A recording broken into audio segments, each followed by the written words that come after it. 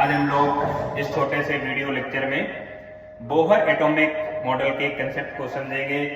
Bohr atomic model के concept में, इस एप्लीकेशन में इस बात को एक्सप्लेन किया गया है, इस बात को बताया गया है कि जो एटॉम्स है उस एटॉम्स के अंदर न्यूक्लियस के अराउंड सभी इलेक्ट्रॉन सर्कुलर मोशन कर रहे हैं। यानी हर एक इलेक्ट्रॉन की अपनी एक सर्कुलर ऑर्बिट हो सकती है, या किसी ऑर्बिट में एक से ज्यादा इलेक्ट्रॉन हो सकते हैं, या केवल एक ही इलेक्ट्रॉन हो सकता है। लेकिन ये बात तो निश्चित है, ये फिक्स है कि जो इलेक्ट्रॉन्स न्यूक्लियस के अराउंड मूव कर रहे हैं वो सर्कुलर ऑर्बिट में मूव कर रहे हैं और सर्कुलर मोशन कर रहे हैं, यूनिफॉर्म सर्कुलर मोशन कर रहे हैं। उनमें कुछ बातें हैं, उन बातों को हम वन बाय वन करके समझते हैं। पहली बात तो ये है कि जो इलेक्ट्रॉन्स न्यूक्लियस के अराउंड सर्कुलर ऑर्बिट में सर्कुलर मोशन कर रहा है, यूनिफॉर्म सर्कुलर मोशन कर रहा है, उसके सर्कुलर मोशन की वजह से, उस इलेक्ट्रॉन के सर्कुलर मोशन की वजह से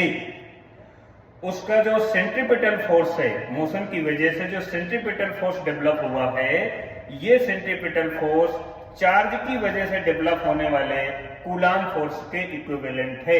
कूलाम फोर्स एक तो चार्ज हो गया न्यूक्लियस का charge Ze, because number of protons nucleus में Z हो गए, और 1 प्रोटॉन का चार्ज होता है प्लस का E, यानी 1.6 10 पावर माइनस का 19 कूलाम। तो न्यूक्लियस का चार्ज हो गया प्लस Ze, और इलेक्ट्रॉन जो न्यूक्लियस के अराउंड सर्कुलर मोशन कर रहा है अपने सर्कुलर ऑर्बिट में, उसका चार्ज है E, यानी माइनस 1.6 10 पावर माइनस 19 कूलाम, ये उसका चार्ज हो गया। तो कूलाम फोर्स को हम लोग लिखते हैं Q1 Q2 by 4 pi epsilon naught R square, और Q1 Q2 की अगर वैल्यू पुट अप करते हैं तो Ze square divide by 4 pi epsilon naught R square, ये कूलाम फोर्स का मैग्नीट्यूड है। और इस मैग्नीट्यूड की वैल्यू, इस कूलाम फोर्स के मैग्नीट्यूड की वैल्यू सेंट्रीपिटल फोर्स की वैल्यू के इक्विवेलेंट होगा। तो हम कह सकते हैं mv स्क्वायर बाई r equal to Ze square divide by 4 pi epsilon naught R square. ये पहला कंसेप्ट है, फोर्स से रिलेटेड है। जो कूलाम फोर्स है, ये कूलाम फोर्स की वैल्यू, इसका मैग्नीट्यूड इक्विवेलेंट होगा सेंट्रीपिटल फोर्स के इक्विवेलेंट। अगर इलेक्ट्रॉन्स न्यूक्लियस के अराउंड सर्कुलर ऑर्बिट में सर्कुलर मोशन कर रहा है, यूनिफॉर्म सर्कुलर मोशन कर रहा है, तब की कंडीशन है। सेकेंड कंडीशन ये है कि जो इलेक्ट्रॉन सर्कुलर ऑर्बिट में सर्कुलर मोशन कर रहा है, यूनिफॉर्म सर्कुलर मोशन कर रहा है, उस इलेक्ट्रॉन का जो एंगुलर मोमेंटम है, उस एंगुलर मोमेंटम की वैल्यू NH डिवाइड बाई 2 पाई के इक्विवेलेंट होगा। NH बाई 2 पाई के इक्विवेलेंट होगा उस इलेक्ट्रॉन का एंगुलर मोमेंटम जो इलेक्ट्रॉन सर्कुलर ऑर्बिट में सर्कुलर मोशन कर रहा है।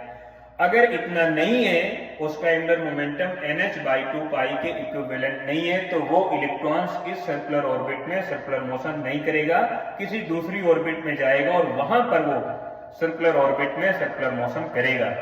n, यहाँ पर n नंबर ऑफ ऑर्बिट है, किस ऑर्बिट में हम बात कर रहे हैं, वो इलेक्ट्रॉन किस नंबर ऑफ ऑर्बिट में है, और h प्लॉन्क कांस्टेंट है। h की वैल्यू लिखते हैं 6.67 10 पावर माइनस 34 जूल सेकेंड, और डिवाइड बाई 2 पाई, पाई की वैल्यू 22/7।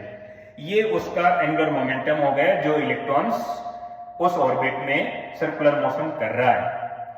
अब तीसरे नंबर की बात आती है एनर्जी से। पहले नंबर की बात है फोर्स से रिलेटेड, दूसरे नंबर की बात है एंगुलर मोमेंटम से रिलेटेड, और तीसरे नंबर की बात है एनर्जी से रिलेटेड। अभी जैसे मैंने बताया न्यूक्लियस के अराउंड ऑर्बिट बनी होती, एक ऑर्बिट में इनफाइनाइट ऑर्बिट होती है, और हर और एक ऑर्बिट में एनर्जी का जो अमाउंट होता है वो डिफरेंट होता है। अगर कोई इलेक्ट्रॉन्स अपनी ऑर्बिट से एक्साइटेड सिचुएशन में आकर किसी दूसरी ऑर्बिट में आता है, या तीसरी ऑर्बिट में चला गया, या चौथी ऑर्बिट में चला गया, यहाँ तक कि इनफाइनाइट में जा सकता है।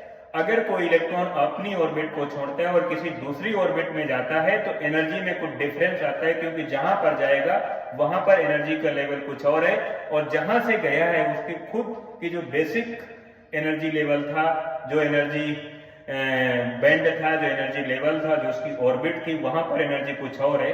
तो दोनों जगह पर, जहां से गया और जहां पर गया, दोनों जगह पर एनर्जी की वैल्यू डिफरेंट होती है।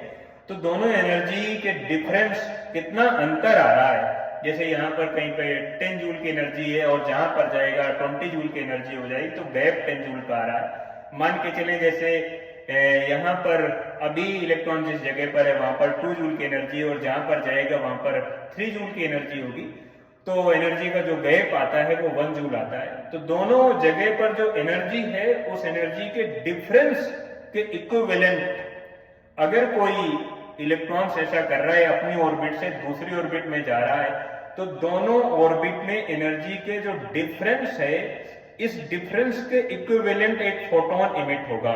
यानी अगर मैं कहूं कि अगर पहली ऑर्बिट में 3 जूल की एनर्जी है और दूसरी ऑर्बिट में अगर 2 जूल की एनर्जी है, तो दोनों में जो गैप है 1 जूल है, तो 1 जूल का फोटोन इमिट होगा। यानी जितना एनर्जी में गैप आएगा इतने ही गैप के इक्वल एनर्जी का एक फोटोन इमिट होगा जब कोई इलेक्ट्रॉन्स अपनी ऑर्बिट से किसी दूसरी ऑर्बिट में जाएगा, या पहली से दूसरी में, तीसरी में, चौथी में, पांचवी में, या इनफाइनाइट में जा सकता है, या इनफाइनाइट से फर्स्ट ऑर्बिट में आ सकता है। कहीं से इलेक्ट्रॉन कहीं भी जा सकता है। अगर ऐसा करेगा तो दोनों जगह पर जो एनर्जी का जो डिफरेंस है उसी डिफरेंस के इक्विवेलेंट एक एनर्जी का फोटोन और इमिट होगा और वो इमिट हो जाएगा। ये ध्यान रखना है। ये एनर्जी का कंसेप्ट है। यानी बोहर एटॉमिक मॉडल में 3 कंसेप्ट है। पहला तो फोर्स से रिलेटेड, तीसरा है दूसरा है आपका मोमेंटम से रिलेटेड और तीसरा है एनर्जी से रिलेटेड। ये 3 कंसेप्ट हैं और इन 3 कंसेप्ट से बोहर एटॉमिक मॉडल को कंप्लीट एक्सप्लेन किया जा सकता है। ये एक छोटा सा कंसेप्ट है इस छोटे से वीडियो लेक्चर में।